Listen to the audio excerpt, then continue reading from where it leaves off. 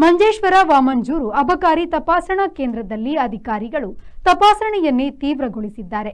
ಭಾನುವಾರ ಮಂಗಳೂರಿನಿಂದ ಕಾಸರಗೋಡು ಕಡೆಗೆ ಬರುತ್ತಿದ್ದ ಕರ್ನಾಟಕ ಕೆಎಸ್ಆರ್ಟಿಸಿ ಬಸ್ಸಿನಲ್ಲಿ ಮಂಜೇಶ್ವರ ಅಬಕಾರಿ ಇಲಾಖೆ ನಡೆಸಿದ ತಪಾಸಣೆಯಲ್ಲಿ ದಾಖಲೆಗಳಿಲ್ಲದೆ ಸಾಗಿಸಲಾಗುತ್ತಿದ್ದ ಸುಮಾರು 96 ಪವನ್ ಚಿನ್ನಾಭರಣಗಳೊಂದಿಗೆ ಒಬ್ಬನನ್ನು ಸೆರೆ ಹಿಡಿಯಲಾಗಿದೆ. ವಾಮಂಜೂರು ಅಬಕಾರಿ ಚೆಕ್ಪೋಸ್ಟ್ನಲ್ಲಿ ಕಾರ್ಯಾಚರಣೆ ನಡೆದಿದೆ. ಈ ಸಂಬಂಧ ಮುಂಬೈ ನಿವಾಸಿ ಮುಜಾಸಿರ್ ಹುಸೇನ್ ಎಂಬಾತನನ್ನು ಸೆರೆ ಹಿಡಿಯಲಾಗಿದೆ.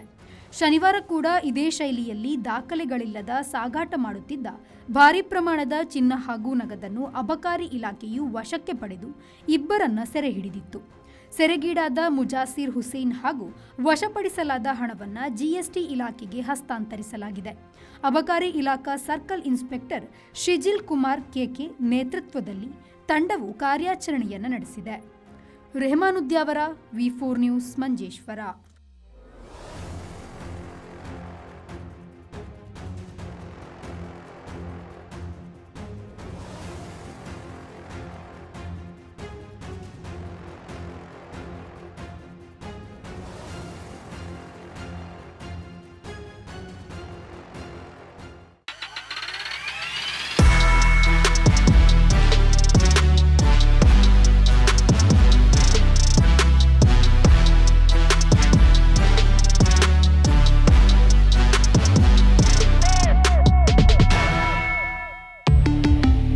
Volkswagen. Volkswagen Mangalore, Airport Road, Yayadi, Mangalore. Volkswagen.